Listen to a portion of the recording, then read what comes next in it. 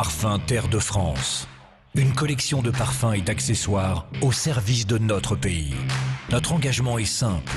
100% de nos bénéfices sont reversés à des agriculteurs en difficulté, des familles de militaires et des écoles rurales. Tous les articles que nous créons, parfums, savons et bijoux, sont imaginés et fabriqués en France, à découvrir sur parfumterredefrance.fr.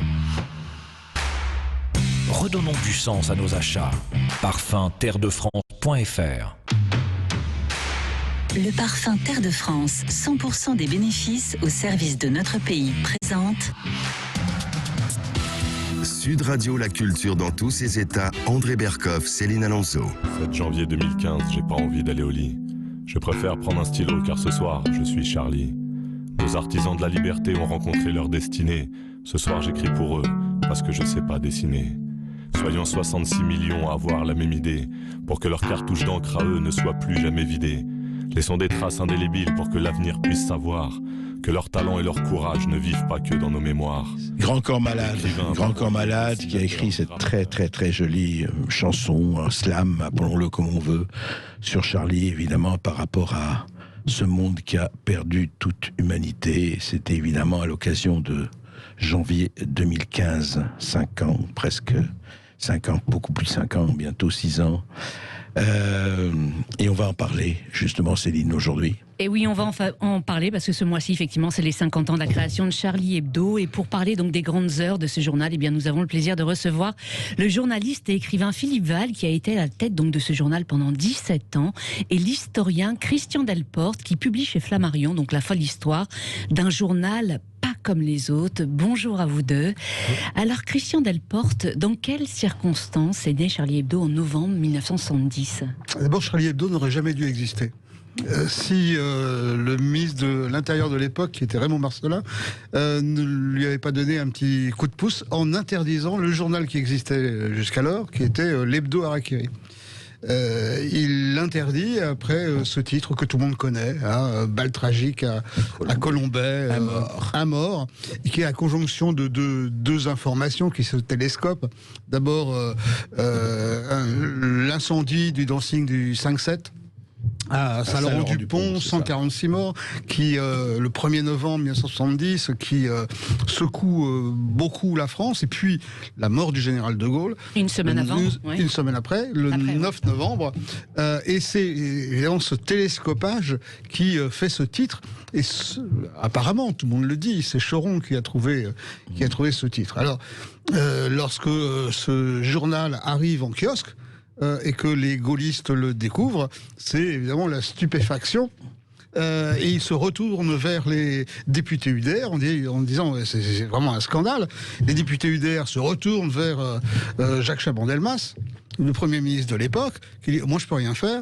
Bah, tant pis, on va s'adresser au ministre de l'Intérieur. » Et le ministre de l'Intérieur, lui, agit effectivement en utilisant la loi de 1949 sur la protection de la jeunesse, qui aboutit, et on aura l'occasion de parler d'Harakiri, c'était pas la première fois. Interdiction à l'affichage. Voilà, interdiction, effectivement, à l'exposition à l'affichage. C'est-à-dire Mais ça n'avait rien à voir avec la protection des mineurs. Ça, c'était pour la pornographie, j'imagine. C'est-à-dire, en fait, il y a deux choses. Il y a interdiction aux mineurs, aux moins de 18 ans. Mais du coup, si on interdit ce journal aux moins de 18 ans, on peut ni l'afficher ni l'exposer. Donc on lui donne la mort. Ah. Donc il est jugé dangereux pour la jeunesse en quelque sorte, mais la censure en quelque sorte, elle était politique.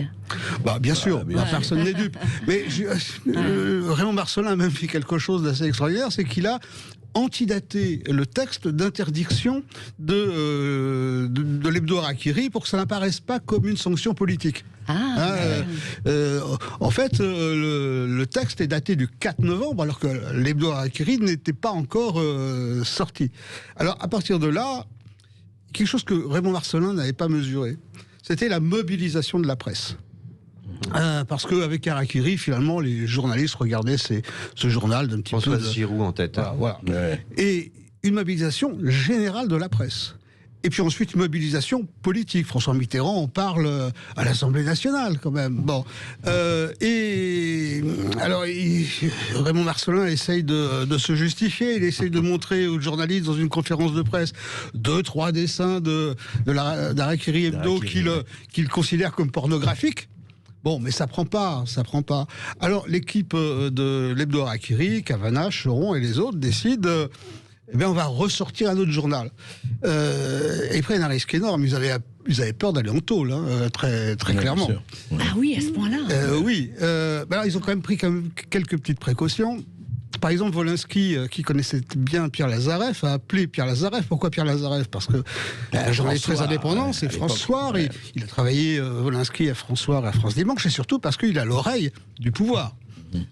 Donc, Volinsky appelle Lazareff, lui dit voilà, on a l'intention de relancer Charlie Hebdo, qu'est-ce que vous en pensez et si on nous interdit, qu'est-ce qu'on fait? Lazareff dit qu'ils essayent, on se remobilisera.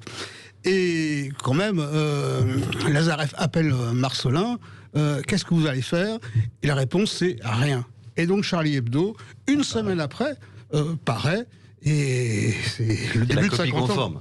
Et oui. Et la copie conforme à quelques petits détails près, par exemple, Cavana n'était plus provisoirement le rédacteur en chef, c'était Volinsky, mais personne ne s'y trompait. Les rubriques avaient changé un peu de nom.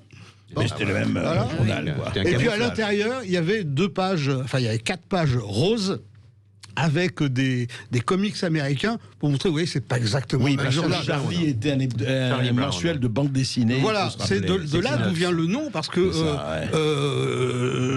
Cheron avait lancé avec Delphine Deton ce journal, Charlie, ce mensuel, Charlie, qui était un mensuel de bande dessinée. Charlie comme Charlie Brown, les Peanuts. Et donc, il fallait trouver un titre. Et c'est ce titre-là qui est sorti. Puis il y avait du Harakiri, il y a eu l'Hebdo Harakiri, il y avait Charlie Mensuel, il y a Charlie Hebdo. Et oui, alors le premier numéro de Charlie Hebdo donc, sort le 18 novembre 1970. Voilà, et au bout de 6 mois, plus de 24 000 exemplaires sont vendus à Paris, soit autant que l'Express et le Nouvel Obs. Un an plus tard, 80 000 sont écoulés sur toute la France. Plus de 160 000 4 ans après. Alors à l'époque, c'est vrai que ce journal détonne dans le paysage de la presse française, mais qu'est-ce qui le distinguait des autres journaux précisément? Alors d'abord, c'est un journal de dessinateurs. Il n'y avait plus de journaux de dessinateurs. C'est un esprit, c'est une équipe, c'est un journal indépendant. Il n'y a pas de publicité, il n'y a pas d'annonceur. C'est un journal qui ne compte que sur ses lecteurs. Avec le Canard qui était comme ça. Avec le Canard enchaîné. Voilà. C'est très différent du Canard. Ouais. Oui, je sais, mais pour la pub, je parle qu'il n'y ait pas de pub. Il y a effectivement, et là ça se distingue effectivement du Canard enchaîné, il y a un lien très particulier avec les lecteurs. On s'adresse directement aux lecteurs. Il y a un ton qui est complètement différent, une sorte de style d'écriture parlé, etc. Et ce qui fait que ce journal ne ressemble à rien d'autre. C'est plus qu'un. Enfin, je vous en prie. C'est plus qu'un style. Oui.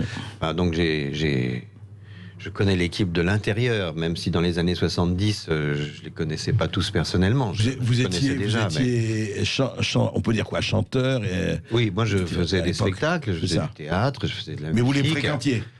Oui, Cabu faisait nos affiches, déjà. D'accord. On était proches de certains collaborateurs du journal, enfin bon, voilà. Mais on n'était pas dans le journal. Mais je veux dire par là, ce qui est formidable, moi ce que je trouve absolument admirable dans la création de ces titres, c'est pas tant parfois le style qui me plaisait pas toujours, ou les causes qu'ils défendaient qui n'étaient pas forcément toujours les miennes, mais c'était il riait avec la mort. Et ça, philosophiquement, ça change tout. C'est très transgressif. D'ailleurs, le bal tragique à Colombey, c'était un éclat de rire sur la mort d'un grand homme qu'au fond tout le monde respectait, c'était pas la question, mais on riait de la mort. Aucune limite. L'humour devait être corrosif. Il y a très peu. Il y a des périodes dans l'Antiquité grecque où il y a quelques personnes comme ça. Il y a des périodes au XVIe siècle qui ont ce matérialisme-là jusqu'à la fin de Molière. Il y a quelques personnalités comme Boris Vian, Raymond Queneau qui sont des déconneurs après la guerre, qui sont des modèles pour Cavana. Et ils ont cet irrespect du super respectable. Ce qui est terriblement respectable, on a le devoir de de lui dessiner quelque chose, un nez de clown et des grandes oreilles. Mais vous savez qu'il y a eu Mais c'est très important, je veux dire, au niveau de la pensée. Oui. Ça affirme une liberté de pensée, d'analyse, une philosophie de la vie. Il y a quelque chose. Enfin, j'ai une grande admiration pour Wolinski, pour Cabu et pour ces gens qui ont inventé ce type de journal unique que les Américains, les Anglo-Saxons détestent. En gros, sauf les New-Yorkais, ils ont eu quelques trucs un peu parallèles. Bon, voilà. Tout ça. Mais parce que la transgression, c'est la règle. Oui, absolument. Et sur le sujet le plus tabou de tous, la mort. Mais j'allais vous dire, la personne, c'est très drôle, paradoxalement, qui a mieux illustré ce qu'est Charlie Hebdo, ce que dit Philippe, ce que vous dites aussi, Christian Delporte, c'est Jerry Rubin qui disait, c'était avec les vaches sacrées qu'on fait les meilleurs steaks au poivre. C'est ça. Mais si vous voulez, vous savez que vous allez mourir. Moi aussi, je le sais, on sait tous. Lui, l'être humain, on sait qu'il va mourir. Il vit avec cette tragédie au fond de lui. Il voit aussi les catastrophes qui se produisent. Donc, il est dans un monde tragique. Quand on est dans un monde tragique, il y a deux solutions. Soit on est croyant, parce que ça peut nous sauver, et je respecte ça d'ailleurs, soit on a de l'humour. Oui, on a une joie de vivre. On peut avoir les deux. Oui, non, mais on peut avoir un peu des deux, il y a des zones grises. Mais eux, ils ont choisi, ils font partie de cette philosophie qui est tragique et drôle. Ils ont choisi le fait... Cabu était... Moi, j'ai travaillé quand même côte à côte. On était assis l'un à côté de l'autre pendant plus de 20 ans. Et Cabu, c'était un enthousiaste. Il fallait vraiment transformer toujours la tragédie en une espèce d'éclat de rire. Sinon, on s'en sort pas. Sinon, on peut être aussi un curé triste, un ayatollah qui console avec une vie future et des vierges au paradis. Mais autre chose. Nous, on a choisi l'humour, rire, c'est-à-dire la joie tragique, ce qu'on appelle en philo la joie tragique.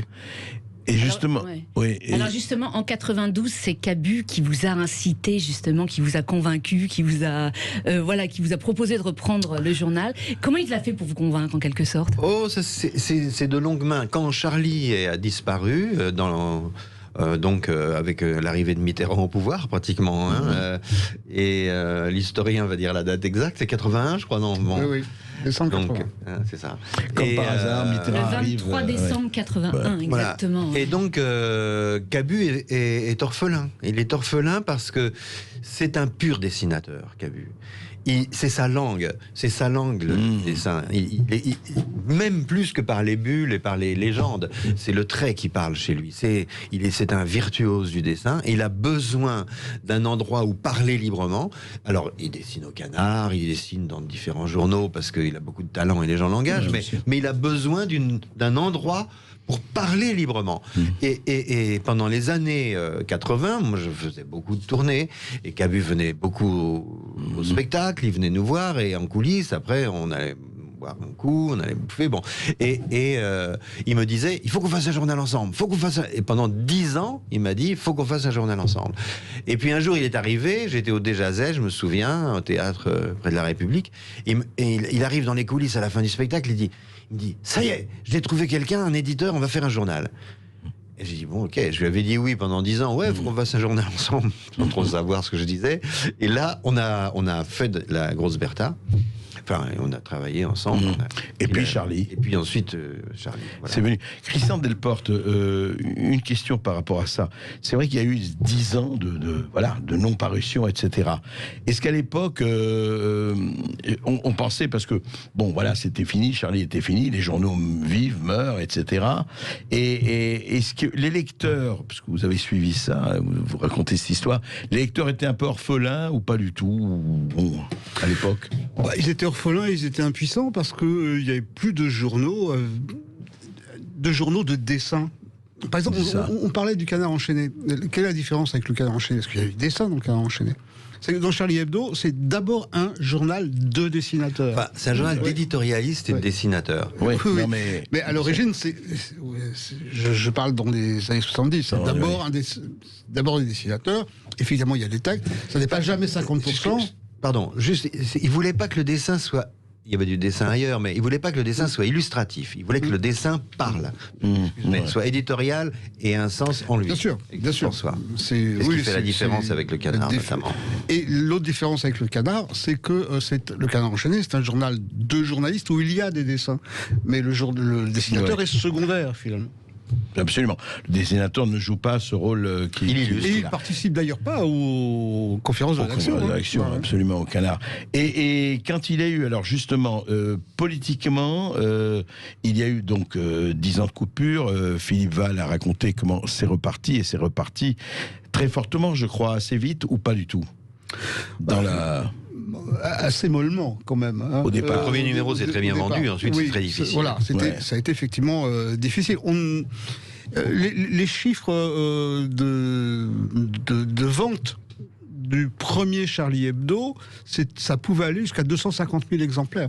Je pense que au début. Voilà. Au début, quand il ressort. Parce qu'il y a deux âges dans le premier Charlie. Il y a la première moitié des années 70, où ça marche extrêmement bien, et puis la deuxième moitié des années 70, où petit à petit, ça s'écroule. Oui, non, mais ça c'est effectivement et on l'a vu, ça a fini avec Pollack, etc. Et c'était assez terrible. En Céline. tout cas, celui qui a eu un succès incroyable, et c'était du jamais vu, vous le racontez dans votre livre, effectivement, donc, et c'est le fameux Charlie, effectivement, avec les couvertures de Mahomet, qui s'était tiré à l'époque à 487 000 exemplaires. C'était incroyable dans l'histoire de Charlie. Ouais. C'était le plus grand succès au niveau tirage. Oui, bien sûr. Et puis, ça reste des chiffres que les hebdomadaires, d'une manière générale, n'atteignaient pas. Voilà. C'était quelle année, les caricatures? 2006, c'est ça. De ça, ouais, 2006. On ne pensait absolument pas faire une opération commerciale, puisque dans les jours qui ont précédé la publication de ces caricatures, j'ai fait campagne auprès de mes confrères pour qu'ils les publient aussi. Donc on ne voulait pas du tout avoir l'exclusivité. Oui. D'ailleurs, François l'avait fait avant, juste avant. Mais c'est parce que François l'avait fait et que le patron de François s'est fait virer par son actionnaire que nous, immédiatement, on a réagi. On se retrouve dans un instant sur Sud Radio. Philippe Val, merci d'être venu effectivement donc sur Sud Radio pour nous parler de Charlie Hebdo. Dans un instant, c'est d'un autre journal donc satirique dont on va parler, ce fameux journal Bête et Méchant, fondé en 1960 par Francis Cavana et le professeur Choron. François Cavana. Alors restez avec nous, on revient dans un instant. Merci. Sud Radio. Parlons. On s'habitue, on lui coupe la langue, on le dit fou allié. Après sans problème, parle le deuxième, le premier qui... Ce qui pouvait passer, hein, on ne pensait pas du tout qu'il pouvait y avoir il va être exécuté, on va lui couper la langue, etc. Hein, ce qui s'est passé, hélas, quelques années, presque 50 ans plus tard, enfin pas loin. Et oui, et dès sa sortie en 1967, André, cette chanson, eh bien, elle rencontre un très très grand succès. Elle est reprise donc par les manifestants de mai 68. Une jeunesse qui à l'époque est influencée donc depuis 8 ans par un journal satirique Bête et Méchant, fondé donc par le professeur Choron et François Cavana. En 1960, hein. Oui, exactement, en 1960. Donc on fête cette année effectivement les 60 ans d'Harakiri. On va en parler avec l'éditeur Jean-Christophe Laurentin qui publie chez Hugo et compagnie. Et maintenant, le professeur Choron nous parle d'amour, et avec l'historien Christian Delporte, auteur de La folle histoire d'un journal pas comme les autres chez Flammarion. Alors bonjour à Jean-Christophe qui vient de nous rejoindre sur Sud Radio. Christian Delporte, comment est né en 1960 Harakiri ? Harakiri est né de la rencontre de deux personnages extraordinaires qui sont François Cavana et Bernier, futur Georges Bernier, futur professeur Choron. Ils se rencontrent d'abord en 1954 dans un petit journal qui s'appelle Zéro, qui est un journal qui est distribué sur la voie publique. Et le roi du colportage, c'est Choron. Et le roi de l'éditorial, c'est Cavana. Alors, le journal ne leur appartient pas, mais pendant des années, Cavana explique à Choron ce serait bien de faire un chouette journal. Et ce chouette journal, eh bien, il naît en 1960, lorsque Choron dit « Bon, allez, maintenant on y va ». Alors ce journal, il ressemble, enfin, il est un peu inspiré d'un journal américain qui s'appelle Mad, mais c'est quand même un ovni dans la presse française. Et c'est à Zéro qu'il rencontre aussi Reiser. Alors, le petit jeune Reiser qui a 16-17 ans arrive tout timide un jour, il va évidemment il va arriver là, et puis à Harakiri il va y en avoir d'autres qui vont arriver, GB, Volinsky, Cabu, alors il y a Fred aussi, mais lui c'est le grand copain de Kavanagh, il était là avant, et on va reparler de Choron, mais Kavanagh, c'est un grand découvreur de talent. Mais c'est pas seulement un découvreur de talent, c'est quelqu'un qui vous explique le talent que vous ne vous soupçonnez pas. Qui a fait Reiser, c'est Kavanagh, en libérant son crayon. Qui a fait Volinsky, et ils le reconnaissaient tous d'ailleurs. Volinsky, c'est encore Kavanagh, en le disant, bon, là, tu décides de manière un peu académique, libère-toi.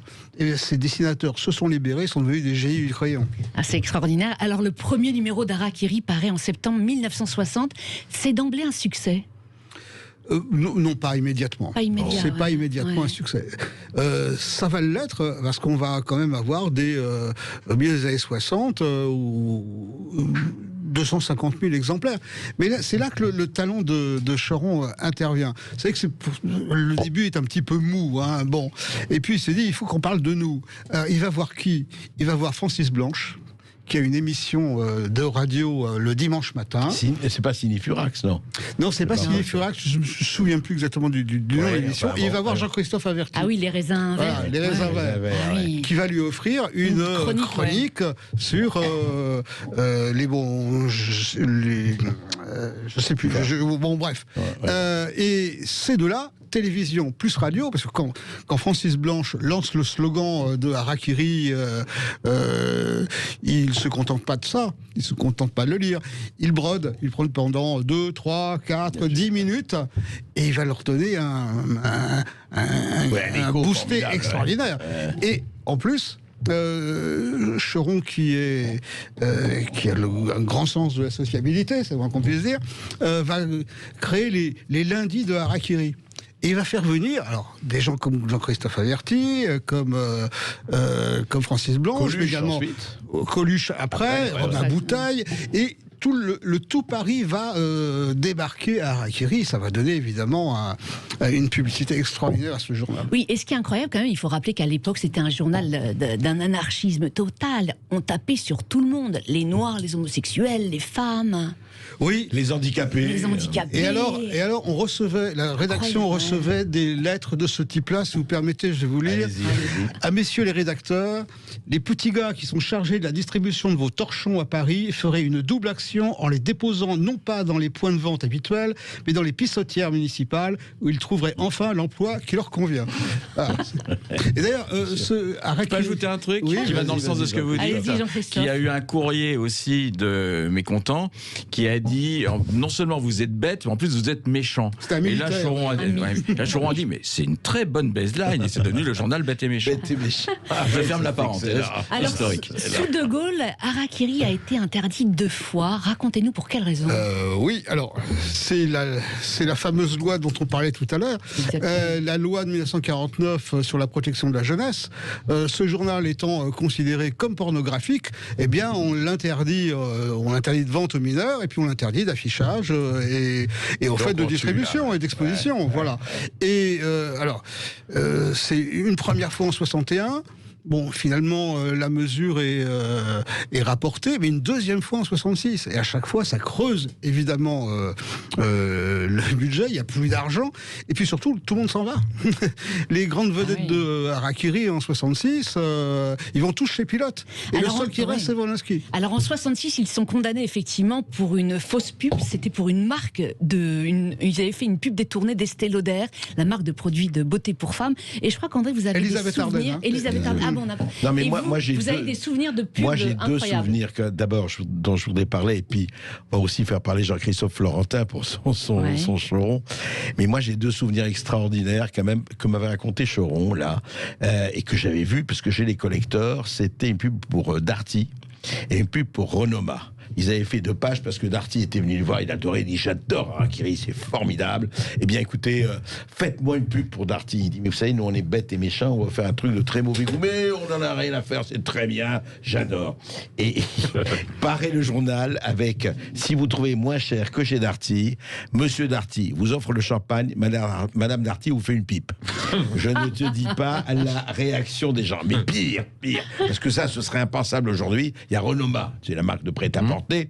Michel Renoma qui était très copain, fallait voir, faites-nous une pub sur Renoma. Il dit, attends Michel, nous on est, tu sais comment on est plus que de mauvais goût, nous on est... Non, mais on s'en fout, je veux même pas voir, allez-y. Et ils font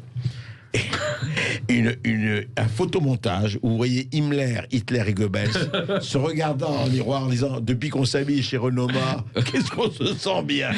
Te dis pas, ça a failli tourner au drame, mais je dois dire, c'est vrai que c'était sous De Gaulle, hein, et bien c'est passé. C'est-à-dire qu'il y a eu des réactions très violentes, mais il n'y a pas eu de demande de saisie, etc. Voilà, vraiment, et c'était ça, et vous avez raison tous les deux, Christian Delporte et Jean-Christophe Laurentin qui va nous parler, c'est que c'était de vrais anarchistes au sens, mais le plus total du terme. Alors Jean-Christophe Laurentin, vous avez très bien connu le professeur Cheron, c'était dans les années 80, vous avez fait des entretiens avec lui qui étaient mis à disposition du public sur le premier numéro de téléphone surtaxé, la ligne Bête et Méchant, je crois. Écoutons un extrait.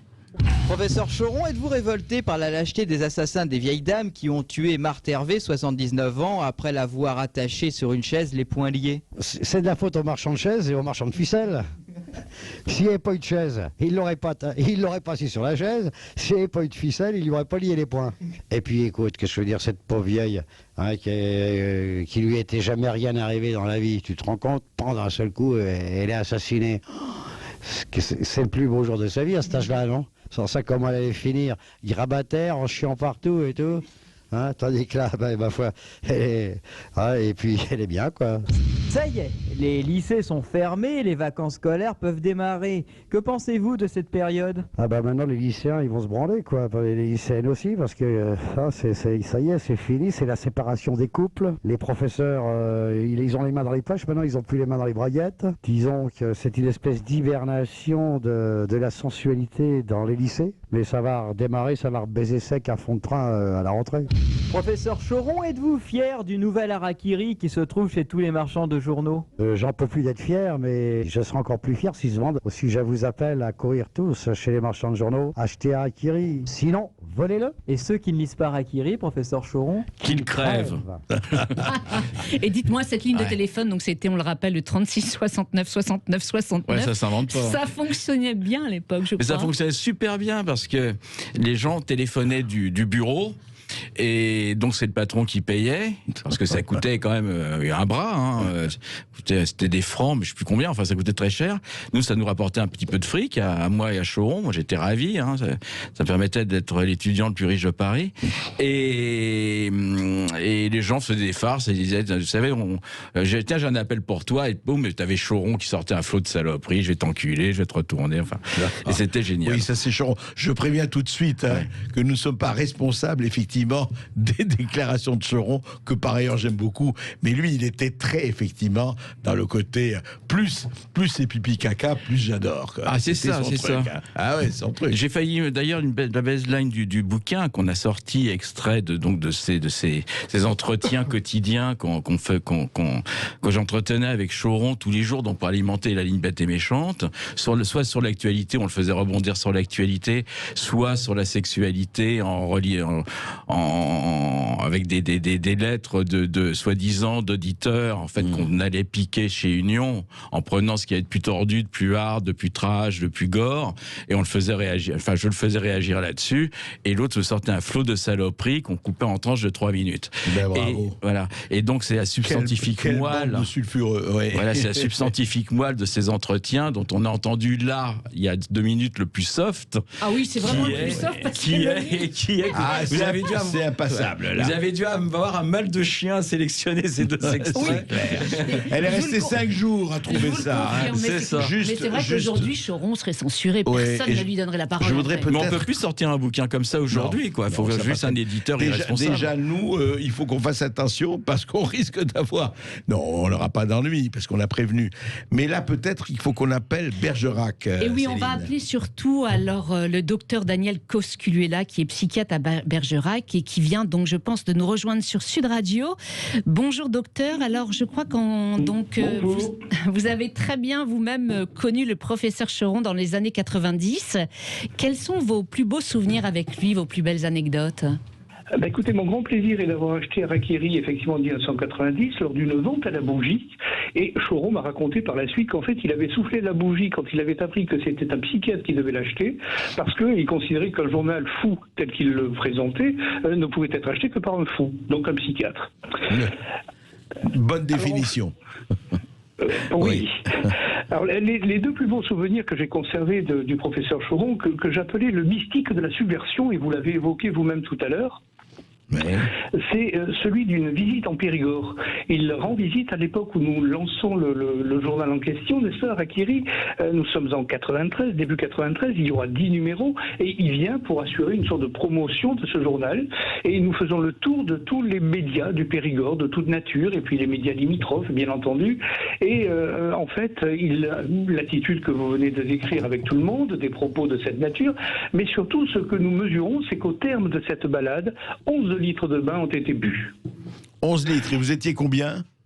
Et nous étions 2 à nous promener avec les journalistes. 11 litres pour 2, c'est pas mal, pas mal. Oui, voilà. Ça, c'est un souvenir. Mais dites-moi, est-ce que Daniel Cosculuela, est-ce que Choron, je sais pas, vous avez entendu le début de l'émission ou pas, quand on disait quand même, est-ce que Harakiri, c'était quoi pour vous, si vous aviez à définir Harakiri, l'esprit Harakiri, c'était quoi? Alors, l'esprit Harakiri tel que je l'ai vécu, c'était un journal de provocation. C'est pour ça que je parle de mystique de la subversion concernant Choron. Je pense que c'était un journal qui voulait, à tout prix, n'est-ce pas, détruire tous les facteurs bontins de l'époque. Et c'est cette dévastation qui m'a conduit à avoir le désir de l'acheter avec Bruno Larebière, qui était à l'époque le responsable du Choc du Bois. Donc les deux visages que nous proposions, puisque Choron m'a aussi beaucoup parlé quand même de l'histoire qui était la sienne, de l'idéologie qui était la sienne, de la réserve qui était la sienne à l'égard de certaines choses. C'était un anarchiste, mais un anarchiste de droite tout de même. C'est pour ça, juste restez avec nous, Christian Delporte. Comment cet anarchiste de droite qui s'est engagé en Indochine, Choron, oui, il a été, voilà. Comment s'est-il entendu avec Kavala, qui était quand même de l'autre bord?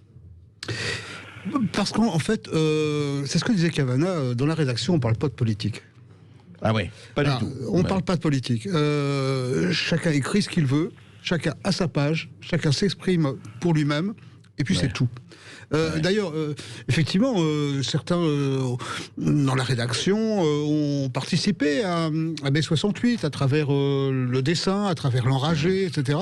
Choron, pas du tout. Choron, ce qui lui a le plus plu en 68, c'est que les banques étaient en grève, ce qui lui permettait de retarder le paiement de ses dettes. C'est ça, la politique, c'était vraiment pas son truc. Son truc, c'est la rigolade, la déconnade. Daniel, une minute, Jean-Christophe, et après Daniel, oui. Non, je disais que le truc de Choron, c'était de rigoler, d'aller au fond des choses, d'être jusqu'au boutiste, d'être provocant, d'être le plus sale, le plus trash, le plus caca pipi possible. Et le reste, ils s'en fichaient. Le politique, il n'en avait rien à foutre. Je l'interrogeais sur des faits politiques qui sont dans le bouquin d'ailleurs, qu'on peut retrouver, mais à chaque fois, le conseil qu'il donne aux politiciens, c'est de prendre une carotte et se la planter là où vous imaginez. Ça n'allait pas plus loin, l'analyse politique. D'accord. Oui, Daniel Cosculuela, vous vouliez ajouter quelque chose? Je me souviens que durant ce voyage où il but essentiellement 11 litres, les chansons qu'il me chantait, c'était les chansons de la Charlemagne. Ah oui, d'accord, carrément. Carrément. Et je me souviens également, c'est un souvenir très profond par rapport à l'environnement, n'est-ce pas, et au respect qui devait être dû à la bonne bourgeoisie, dans un restaurant fort chic où nous dînions à Paris, à côté de la demeure d'un président, après une querelle et puis une intensité de consommation un peu prononcée. Il s'est tout de même dressé sur son siège, puis sur la table, avec pour intention de pisser sur tout le monde. Oui, ça c'était Choron, ça, effectivement. Et ça, il l'a fait à plusieurs reprises. Voilà. Donc je pense que c'est un personnage qui effectivement représentait une époque qui n'existe plus. Oui, ça c'est clair. Christian Delporte, pardon. Elle n'existera plus, cette époque ? Non, je pense qu'elle n'existera plus. On est dans autre chose. Oui, il ne s'agit pas de regretter ou pas, mais... D'abord, il y a une chose très différente, c'est que dans les années 70... il y avait des censures, et ces censures, c'était les censures de l'État. Et la société aspirait à des libertés que l'État interdisait. Aujourd'hui, on est un peu dans le sens inverse. Ce sont des pans entiers de la société qui pèsent pour la censure, alors que l'État protège les libertés. Donc, on n'est plus du tout dans cette perspective-là. En principe, l'État protège les libertés. On ne sait pas s'il ne va pas profiter, parce que c'est vrai qu'aujourd'hui, par exemple, Jean-Christophe, le livre « Les conversations », si on les diffusait comme ça, quel que soit ce qu'on peut en penser, vous auriez 50 associations sur le dos. Harakiri, vous auriez 60 associations sur le dos, qui vous tomberaient les procès, mais en permanence, quoi. Mais le risque que l'on n'ait pas 50 ou 60 ou 70 associations sur le dos, qui risque de nous faire de la pub du reste, il n'est pas exclu, ce risque-là. Non, il n'est pas exclu, c'est vrai. Franchement pas. Hein. On a édulcoré ce qui aurait pu mener le livre à une fin prématurée, mais avec ce qu'on a laissé, il faut être inconscient, quoi. Gloire à mon éditeur Hervé Dezin, j'avais eu la conscience de publier ça. Jean-Christophe Florentin, on se retrouve dans un instant sur Sud Radio. On va continuer de parler de Charlie Hebdo et d'Harakiri. On parle donc de la presse satirique aujourd'hui. Peut-on tout dire? Peut-on tout dessiner? Appelez tout de suite le 0826 300 300. Prenez la parole dans un instant sur Sud Radio.